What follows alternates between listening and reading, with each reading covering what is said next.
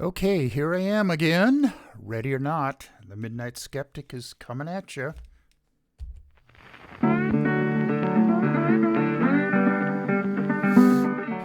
You are listening to KPCA LP, Petaluma, California, at 103.3 FM and worldwide at www.kpca.fm. And this is the Midnight Skeptic. The views of the Midnight Skeptic are not, repeat, not necessarily the views of KPCA or any of its affiliates.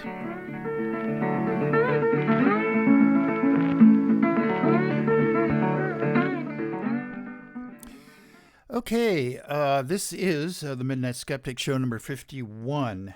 It will be aired on KPCALP 103 and blah, blah, blah on this coming Sunday, the 16th of January of this new year, 2022. Today, okay, right now it's about 1:15 on Thursday, the 13th. The 13th, yes, the 13th, yeah. Okay, the views of the Midnight Skeptic are, I've been told that they've become more and more radical, I guess. That's the word I heard from a fan. I don't care. They are. And the more that I am exposed to Republicans, I guess the more libtard and progressive and liberal that I get. On the next show, I'm going to do a segment on how to prevent your child from growing up to be a Republican. Okay? How's that? Okay, the views of the Midnight Skeptic are not necessarily, and you heard all that, but Petaluma Community Access, most of the people down there have more or less the same views that I have, and the vast majority of my friends and acquaintances have the same views that I have. I've said this before on other shows. I am still officially a registered Republican. I registered as a Republican way back when I first registered to vote at all. At that time, you had to be 21. It's since been lowered to 18, but, believe it or not, one of my idols, I won't say idol, but a guy that I really liked was William F. Buckley. And I used to see him on his Firing Line show and then on his occasional guest appearances on late night talk. And I really admired his erudition and his education. And that was the exposure I had to him. But the more I found out about him, really, he was a out and out racist, and he was also a homophobe. So enough of that. I'm not going to, I've evolved, and I know in Christian circles the very word evolve or evolution is verboten, but okay. Enough of that. If you guys out there want to send me any suggestions or hints as to about how I could improve this show, I'm all ears. Underneath these headphones are, believe it or not, human ears that are willing to listen. Send death threats and hate mail and all of that kind of stuff to the Midnight Skeptic at gmail.com. It's all one word. It's all lowercase. Okay, real quick shout outs. I've got to really start doing this shout out business a little faster.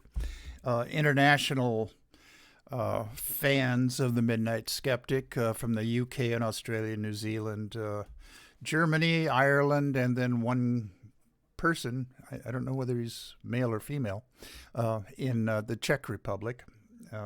I reach out to them via Anchor.fm. They're a gatherer of podcasts and things, whatever this is that I'm doing. I'm on there. Okay. Russellville, Arkansas. I just found out that that's the actual town that Shannon Reed lives in. And so, Shannon, if you listen occasionally, I hope you're doing well back there. Okay. East Coast, Geraldine Goldfinger, Dr. Dave Rubin. Down in Florida, Amelia Beamer. And then across on the other side of Florida, Nelson and Alice. Over to Arizona, my brother Brandon and his wife Mina and their daughter Andrea, who's a nurse. Take care. And her husband Tim and the three little terrorists.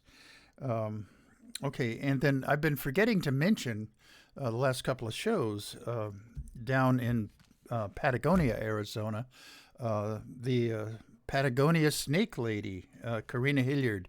She's an animal control officer down there and studying, I think, biology at Arizona State. Okay.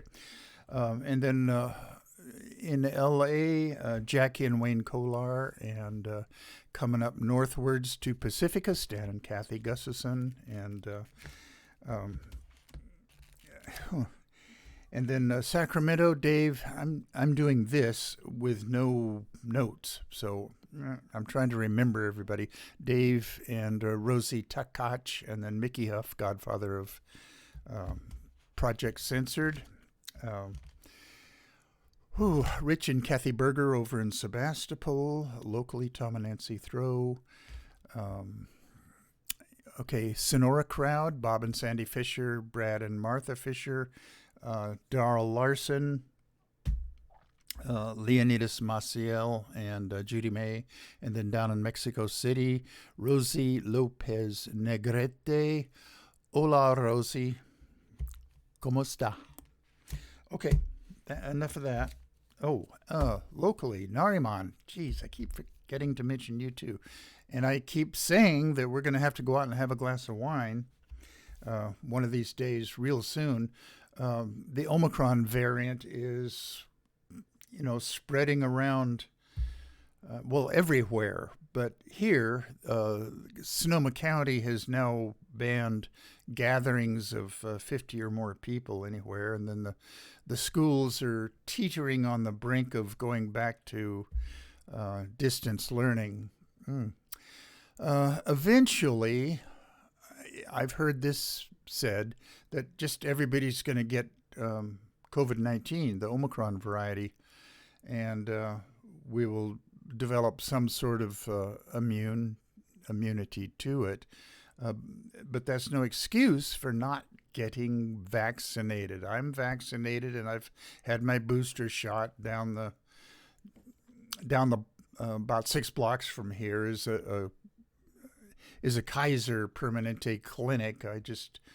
When I was eligible to get my booster shot, I just wandered down there and thinking that I was going to make an appointment, and I just stuck my head in the door where they do these shots, and the nurse said, "Hey, come on in, and we're slow today. Come on and get your booster." This was about 3 months ago, so I'm fine.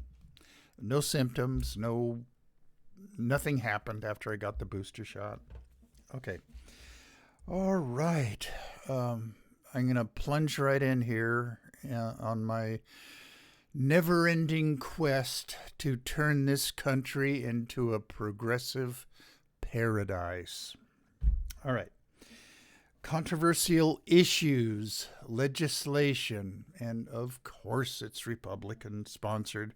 Okay, New Jersey, Assembly Bill 6136 and Senate Bill 4166 in New Jersey would require the New Jersey State Board of Education to adopt rules to prevent teachers from, and this is a quote, political, ideological, or religious advocacy in the classroom. Teachers would have to provide students with materials supporting both sides of a controversial issue. Well, of course, everything is controversial to Republicans. Um,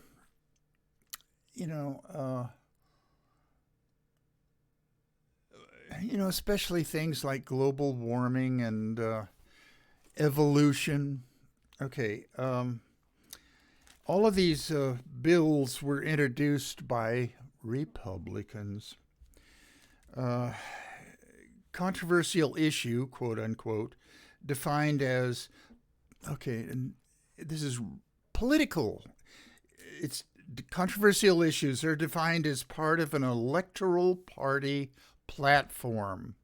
Well, the last 2020 election that the orange sociopathic bloat bag lost, the platform had nothing on it except advocacy for the return of the orange sociopathic bloat bag to the presidency. That was it. I'm not making that up. You can look it up. There's nothing in the Republican platform. So, what do you want? Both sides presented in the classroom? One side, the orange sociopathic bloat bag won the election. The other side, he lost the election. I guess in Republican circles, that's controversial. Okay. A large number of Republican state party platforms do, in fact, mention evolution and climate change. So this Republican messing with our schools and our teachers has just got to stop somehow. Okay, all right, enough of that one. There'll be another one a little, later on. Topic about this very thing. Okay, good news. Okay, Canada's anti-conversion therapy law went into effect Friday, last week, the 7th of January. Germany bans it outright for minors, minors. Other nations that ban it are Brazil, Taiwan, Ecuador, the Netherlands. Okay, if parents of the conservative Republican MAGA head bent notice their kids expressing either gender dysphoria or attraction to somebody of the same sex, they'll ship them off to these religious-run conversion therapy camps where they'll be, beaten over the head with Bibles. But anyway, I'm exaggerating, but only a little bit. The good news is that Canada, our northern neighbor, has banned it as of Friday. Okay. Indiana Senate Bill 167 would require teachers must be impartial in their teaching of all subjects. Oh, God. State Senator Scott Baldwin said in a hearing about this bill that teachers must be impartial when discussing, you won't believe this, impartial when discussing Nazism or fascism. Later on, he included Marxism. I guess he was just trying to be inclusive, which itself is a word that Republicans hate. Scott Baldwin, he's a Republican, Indiana District number 20. He's an ex-Marine. He's an ex-peace officer, the owner now of a construction company. And this is a quote. Okay, direct quote, Scott Baldwin. I believe we've gone too far when we take a position on these isms. Okay, he means Nazism or socialism or Marxism, fascism. We just go too far when teachers say to their students that, Nazism wasn't really a good thing for the world. All right. Okay, more Republican hate mongering. Matt Walsh, W-A-L-S-H. He's a right-wing writer, commentator for the Daily Wire, which itself is a right-wing news outlet. He has just written a book that's going to be coming out in March of this year. It's called Johnny the Walrus. It's a kid's book. And he presents himself as an LGBTQ plus writer of children's books because of this book. But it's not what it purports to be. Republicans are nothing if not inveterate liars. Okay, a sip of coffee. The book Johnny the Walrus is an effort to push back against radical gender ideology, whatever that is. It's not ideology. Which defies biological reality. And that's a review from The Blaze, which is another right-wing Republican MAGA head outlet. Okay, Matt Walsh positions himself, I already said this, as an LGBTQ author, but his book mocks kids. The book is not out yet, so I haven't gotten a copy or seen a copy, but I gather from the reviews so far that this little kid imagines himself being a walrus, of course, and then so he's going to transition to being a walrus. Okay, that's the type of mean, mocking, hateful people that Republicans are, conservatives are, MAGA heads are, members of the cult of the orange sociopathic bloat bag are. Okay. Amazon has a history of platforming hateful anti-LGBTQ books, and earlier refused to stop selling the book Irreversible Damage, the transgender craze seducing our daughters. Okay, and it's by an anti-trans journalist, and I use the word journalist in its loosest sense. Okay, she's Abigail Schreier. Okay, her outlook is that girls in their later teen years, I'm talking 15, 16, 17, who don't want to be girls anymore and want to transition to male. And this is called late onset gender dysphoria. Now, that is somewhat controversial in pediatric circles, pediatric psychiatric circles, whether this is a real honest-to-God thing or not. And I think in fact, I know I did.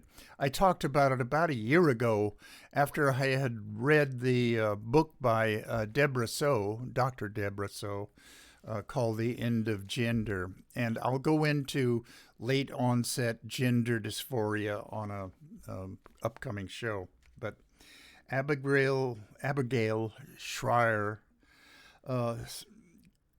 calls transgender, especially older transgender girls, a craze. and seducing. Those are the terms that appeal to the hateful Republicans out there. Okay. Matt Walsh. Okay, Twitter has suspended him for his hateful tweets. Okay, and he is one of the main writers for this American conservative news website, The Daily Wire. It was founded in 2015 by Ben Shapiro, which is a right-wing hate monger. The Daily Wire is based in Nashville, and it's only slightly more to the left of the Daily Stormer. Okay, another guy, Ryan T. Anderson. Okay, now he wrote a book, and of course he's a Republican. His book is called When Harry Became Sally, responding to the transgender moment. It came out in February of 2018. He's the president of ethics and publishing policy and a senior researcher at the Heritage Foundation, this right-wing proto-Nazi think tank.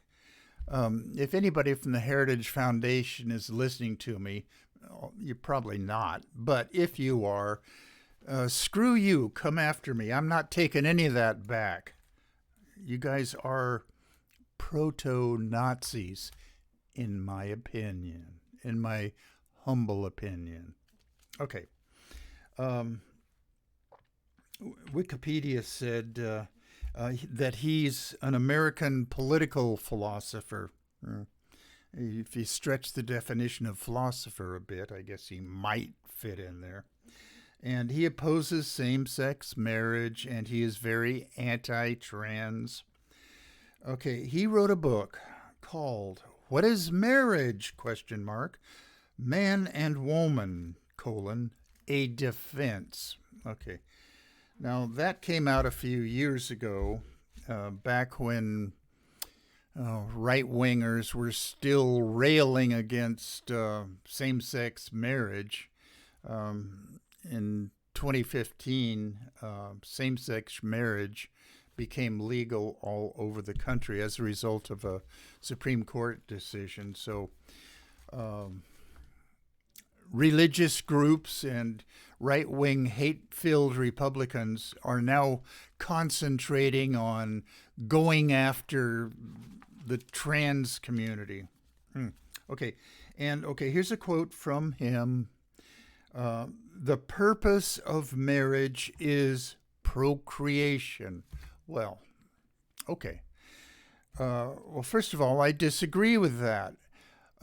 Procreation is an outgrowth of male-female marriage, or same-sex couples can either adopt, or in the case of two women in marriage, one of them or both of them can, through in vitro fertilization, bear children. Okay, there's nothing wrong with that. Go for it.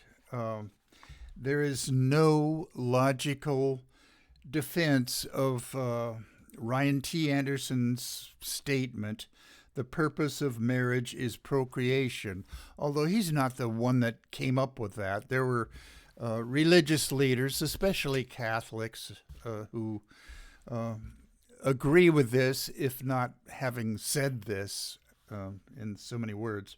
Okay, enough of right-wing trolls there. Okay, there's a website called Wokeness Checker. The founder of it is Victoria Manning, who is a Karen in Virginia Beach, and she's a school board member in Virginia Beach, Virginia. And this is her quote. Oh, man, where do they get these people? Okay, quote. It has been brought to my attention that by some parents that there are some disturbing books in our district that are available to students. Toni Morrison's The Blue Eye is one, and then the book, the actual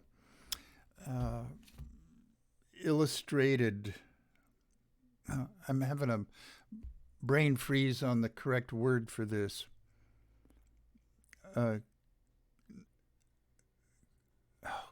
Comic novel. Jesus. Okay. Anyway, I talked about it. Gender Queer is the name of it. Graphic novel. That's the word I'm looking for. By Maya. I talked about it on last week's show. Maya Kobabe. That's how she pronounces her name. Kobabe. And I've got this on order from my local Copperfields bookstore. And I guess it's in demand. There was an article about Maya Kobabe in our local newspaper last week. She went to Petaluma High. She's 31 now and got a Master's of Fine Art from San Francisco Art Academy, I believe. Something down there. Anyway. Okay. Back to Wokeness Checker. Okay. These are the books that Victoria Manning thinks are disturbing. I think she would think anything by Toni Morrison would be disturbing, but The Blue Eye she mentioned specifically. Okay. Republican and MAGA head talking points for 2022, the election coming up. Brace yourselves for it because they're going to scream about all of these things. Hysteria about CRT, critical race theory, as if any Republican really knows what that is. I've went over that on a number of my shows. As the election draws near in November, I will, run down a little bit about it again in a future show. Mask wearing, well, and that's another Republican screaming talk point. We got to maintain our freedom and liberty. We don't have to wear no masks. Well, around here now, in fact, across the whole country, you'd better start doing that. Okay, trans rights. They're going to be screaming about that. And then disturbing books. They're going to be screaming about that and making issues of them. Okay, all right. Good news. All right. Finally, my listeners out there are saying, finally, he's going to get off his anti-Republican rant. Well, I'm not off it completely yet. Okay. Another sip of coffee. Ranting really dries your throat. Okay. Amy Schneider from Oakland. Or she wasn't born there, but she lives there now. Okay, she now holds the Jeopardy record for the most winnings for a woman. She was congratulated by the previous record holder, Larissa Kelly, which had before Amy, had won the most money. I'm not sure when they say record holder, whether it's the most winnings or the most victories in a row. I'm not quite sure. I think Larissa Kelly just won the most money up until Amy Schneider. Amy is well over $1 million now. Okay, on Twitter, transphobic users of Twitter claimed that transgender women are naturally better at trivia games than cisgender women. Now, for those of you who don't know, cisgender means You are the gender of the sex you were born with. Okay, so in other words, I don't know, a natural woman, a lifelong woman, whatever, cisgender.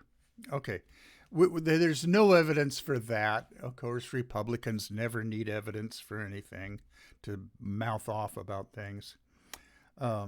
So they come to the conclusion that so Schneider's wins aren't meaningful. Shortly before Thanksgiving, Amy Schneider came on Jeopardy as a contestant with a transgender tricolor pin. I think it's pink, white, and powder blue. I think those are the colors. But anyway, she was wearing that. And she's not, it's the first time that when I first saw her on Jeopardy, and I'm not a steady watcher of that show, but the first time I saw her, I thought, I wonder if she's transgender. Well, she is, and she's proud of it, and rightly so. Haters are going to hate, while the transgender community continues to break barriers and societal norms. Amy Schneider tweeted on December 31st of this last year, New Year's Eve. Okay, now this is a quote from her. I'd like to thank all the people who have taken the time during this busy holiday season to reach out and explain to me that actually I'm a man. Every single one of you is the first person ever to make that very clever point, which had never once before crossed my mind. Good for her. Good for her. Haters, meaning Republicans and the MAGA heads, just don't get subtle digs like that. They don't do subtle. Okay, let's see. Time check. Yeah, it's been about a half an hour. Okay, a little bit about transgender teens.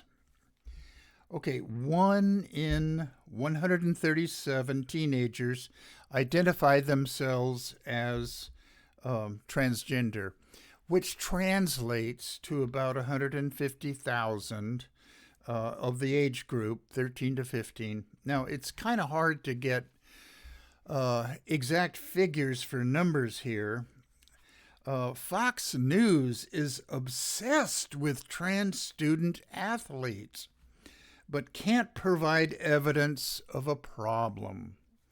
Okay, there was one figure that I ran across researching this, that 0.7% of youth ages 13 to 17 identify as transgender. Well, that doesn't exactly translate into 1 in 137, but the figure 150,000 youth in that age group, it came up again.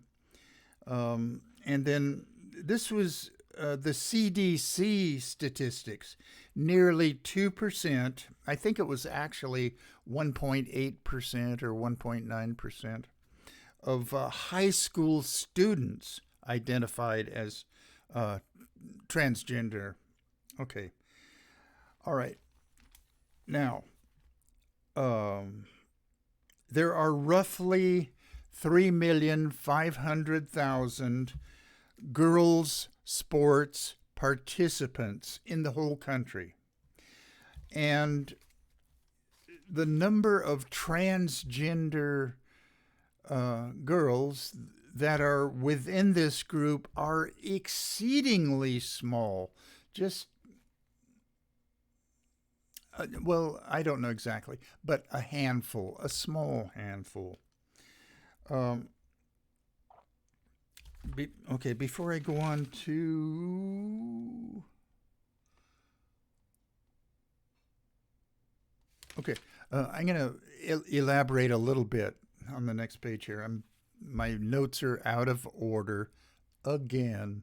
Okay, this is a quote from Dr. Daniel Schumer at the University of Michigan, who is a specialist in transgender medicine. And he says, and he said this about a month ago, youth are rejecting this binary thinking and are asking adults to keep up with them.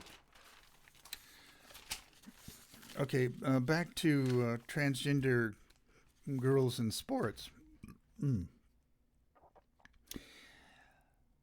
Now this is about California. In the more than 8 years since the California Interscholastic Federation, the CIF, began allowing high school athletes to compete as the gender with which they identify, regardless of what gender they were assigned at birth, there has not been a single case in which a transgender female athlete has been dominant enough to stir protests. And it's usually the parents that do this anyway. Right-wing, hysterical Republican parents. A few years ago, an LA high school won a girls' state tennis championship. Okay, well, what's unusual about that? Well, nothing. But they had a transgender female on its roster. But she didn't get to play in the championship match because she wasn't one of the top 11 players on her team. Okay. So, evangelical Christian jerks, when they write about things like this, they always say, we don't want our girls having to compete against men, meaning transgender women. They just refuse to accept the fact that there's any such thing as transgender kids. Okay. All right. From California over to Connecticut. And now I've talked about this one about 5 or 6 shows ago about this lawsuit brought against the Connecticut Interscholastic Athletic Committee, CIAC, whatever the last C stands for. Okay, Connecticut High School Track and Field Sports, Selena Soule is one of the 3 girls that brought a suit to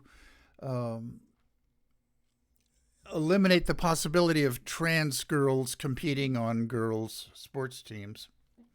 A federal judge has dismissed the lawsuit brought by 3 Connecticut cis female, meaning females since birth, track athletes seeking, this is what their lawsuit was seeking, to bar trans females from competing in high school track and field.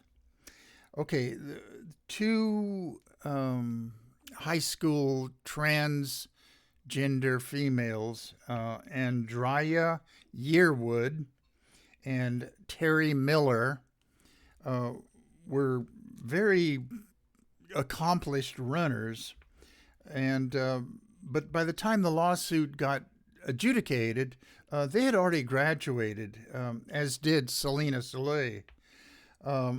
The suit sought to bar the CIAC from allowing transgender females to participate. And one of the organizations that sponsored this lawsuit was Alliance for Freedom. Okay, right-wingers and hate groups of the conservative bent are great at disguising the real purpose of their organizations. Now, who could be against an Alliance for Freedom? Well, that organization was founded in 1994 by 35 conservative evangelical ministerial leaders, and Dr. James Dobson. Oh, God. Okay, and an upshot on this. Chelsea Mitchell one of the three plaintiffs, one of the three girls that brought the lawsuit, uh, at the final state championship track meet back there in Connecticut, beat Terry Miller, who is trans female, and Terry Miller finished third in the track meet. So a cis female beat a trans female. So that kind of, and track meet was held at New Haven, Connecticut. So that kind of goes against the theory that our girls need to be protected against trans females. Okay. I wrote a note to myself on my next Midnight Skeptic show. I'm going to do a segment. I don't know how long it's going to be yet. I haven't written it, but I'm going to tell all you parents out there who might be listening to this how to protect your child from growing up to be a Republican. And I'm serious about this. Republicans are just angry, hate-filled, miserable, horrible people. And especially the politicians. Now, like I said before, got to say this again, I have a few friends and a few relatives that are kind of hardcore Republicans in that realm. Otherwise, they're smart, well-thinking, productive members of society. It's just when it comes to swallowing the Fox News Kool-Aid or being a member in good standing of the cult of the orange sociopathic bloat bag that they seem to deviate from what to me is compassionate, kind thinking. Okay, another sip of coffee here. Where are we? Literally or figuratively? Okay. There was an article that I cut out and meaning to talk about on this next episode of the Midnight Skeptic. It's called The Radical Normalcy of Trans Jeopardy Winner. And they're talking about Amy Schneider. What is passing as normal? In late December, an Oakland, California engineering manager named Amy Schneider became the winningest woman in Jeopardy history. I think I'm still not clear on whether winningest means money or victories in a row. I'm getting a cramp in my hand from holding my notes too hard. Okay. And then kept on winning. Last week, she became the first woman in the history of the game show to surpass $1 million in winnings during regular season play. Ms. Schneider tweeted in December that she felt, quote, proud, dazed, happy, numb, all of those things. Midway through her winning streak, Ms. Schneider began to talk publicly about her pride in another aspect of her identity.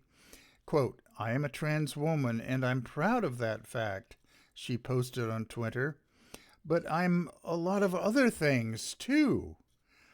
She asked her new followers to consider a holiday donation to charities that help trans folks in need, including the Trans Lifeline and the Transgender Law Center. I would encourage my listeners out there, if you have a few extra bucks lying around, to donate to these organizations and also to the Trevor Project, which I've been sort of tangentially involved with. I might volunteer to be a crisis counselor for the Trevor Project. I'm still, it doesn't take a lot of time. You have to commit to 3 hours per week. Well, I can do that. It's not going to take away from my blathering on this show or any of my shows. So I'm considering that. You have to go through a 10-week training period online. So anyway, if you have a few bucks lying around, please donate to the Trevor Project or Transgender Law Center. Unfortunately, but unsurprisingly, Miss Schneider's trans pride awoke a crew of conservative pundits. I wonder why she uses that word. This is Jennifer Finney Boylan, a writer for New York Times. Okay, wait a minute. Jennifer Finney Boylan, a contributing opinion writer, is a professor of English at Barnard College. Okay, well, that's who she is. Anyway, why did she use the word pundit? To me, a pundit is somebody who's well-educated, not just opinionated, but knows what they're talking about. It just can't be that conservative pundits know what they're talking about. If they did, they wouldn't get their underwear all in a knot about CRT. All right. Okay, I'm off this article again here. Okay, conservative pundits who worked to chip away at her joy, insisting she hadn't achieved the accomplishment of most consecutive victories by a woman. Okay, well, that's what she did. Okay, most consecutive victories by a woman. Their ugly quotes are hardly worth repeating, but the sum of it was the complaint that Miss Schneider's remarkable achievements weren't a win for women. That, of course, is because they insist she is not a woman at all. What difference does it make? Things that make a difference to the followers of the orange sociopathic bloat bag, everything makes a difference. Everything is politicized. I'm going to be going into that next show, giving parents out there who might be listening to this stuff on how to prevent your kids from growing up to be Republicans. All right. Okay. Like all dust-ups over trans success stories, this bloviating over a trans woman winning one of America's longest-running game shows is not about Ms. Schneider herself or the record she has set. It's not even really about women's rights or biology. It's about how terrifying some Americans find any shift toward inclusivity and tolerance, two words that you'll never hear coming out of a Republican's mouth except to mock it. Okay, I'm off my article again. It's about how terrifying some Americans, meaning MAGA heads, find any shift toward inclusivity and tolerance. It's about their unwillingness to accept the reality that it's actually not very radical to be trans anymore. What, after all, is more mainstream than Jeopardy? To keep trans people on the margins of society, living in some sort of a gender netherworld, is to assert that trans Americans aren't America. It is okay only if gender variance stays in the realms of performance and satire. A laugh line on a sitcom, someone acting like a clown. Remember that time Rudy Giuliani appeared in drag as Rudia at a charity dinner, all in good fun.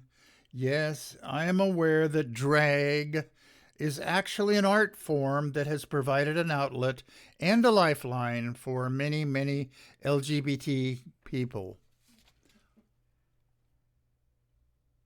Okay, there's more to this article. If you happen to see this article or see the New York Times, this article, no, okay, enough of that. Yeah, I would encourage you to read it, and I would encourage all my listeners out there, and I know you're all intelligent enough to just not fear or get upset about LGBTQ issues. So with that, I'm going to play my out music.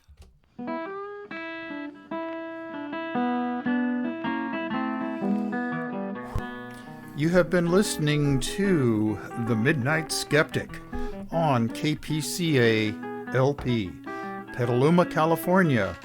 And we're at 103.3 on the FM dial and worldwide at www.kpca.fm. Support community radio at patreon.com/Petaluma Community Access. And remember, think critically, think logically, but live joyously, and most importantly, pet your cats.